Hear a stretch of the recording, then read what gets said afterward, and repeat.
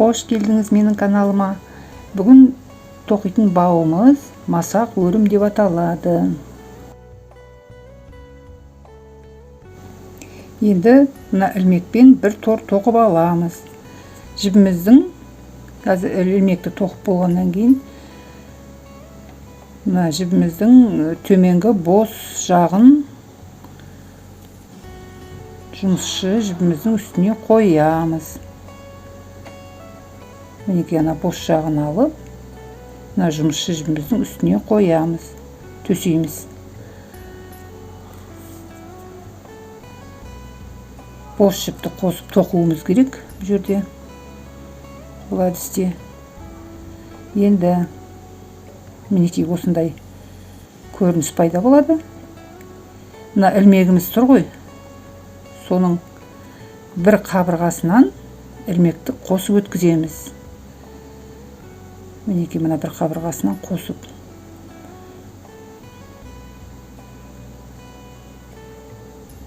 Мына жерде крючоктың көрініп тұрғандай, сол қабырғаға ілмегімізді саламыз. Мінекей екеуін екі қабырғадан ұстап, крючокпен жұмысшы жібін екі қабырғадан аламыз. Осындай қылып. Мінекей бұл ең басында шамалы қиындау болады, оны да үйреніп алуға болады. Мінекей жаймен астындағы бос жібімізді тартамыз. Енді тағы да мына тор көзінен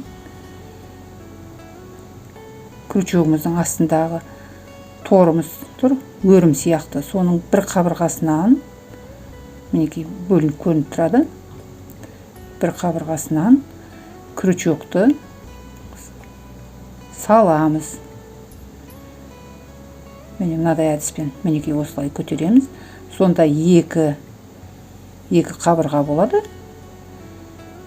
Мына шетінде тұрған қабырғаға тиіспейміз. Өстіп жұмысшы жібін жаңағы екі қабырғадан тартып аламыз. Тағы да мұқият қарап отырсаңыздар, қайталана беретін заттар. Мінекей жаңағы өрімнің бір қабырғасына саламыз крючогымызды. Мынау шеттегі тұрғанға тиіспейміз.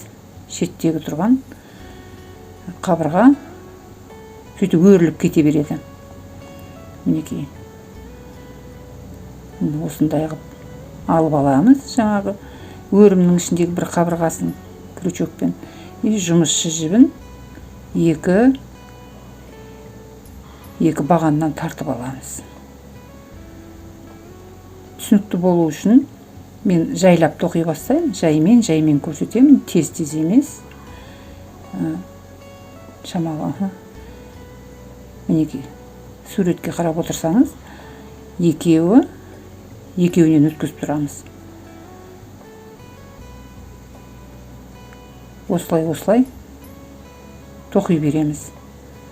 Сонда әдемі болып, масақ сияқтанып, өрілген масақ сияқты болып, жап-жақсы бау шығады. Мінекей мына өрімнің бір қабырғасынан аламыз да, екі қабырғасынан өткіземіз. Өзі бұлай қарап тұрғанда да көрініп тұратын болады, бірте-бірте. Осындай жолмен тоқи береміз. Жаймен. Мына енді регулировкасын артынан, соңынан да жасауға болады. Бас жағында қалай ана жіптерін тартып дегендей.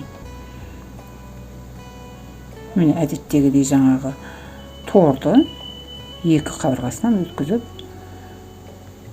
осылай тартып отырамыз.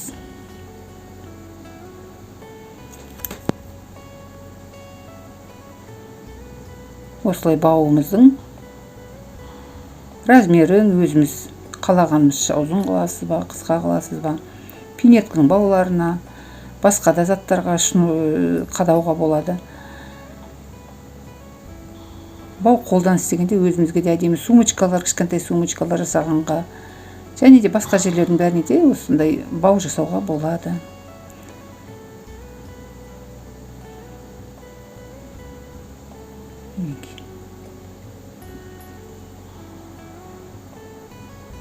ана ортасындағы бір қабырғадан алып тартып отыруымыз керек.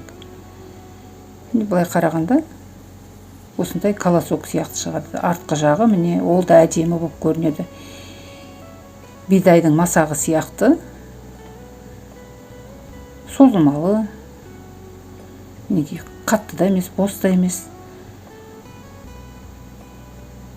Істей келе одан сайын әдемі болып көрінеді.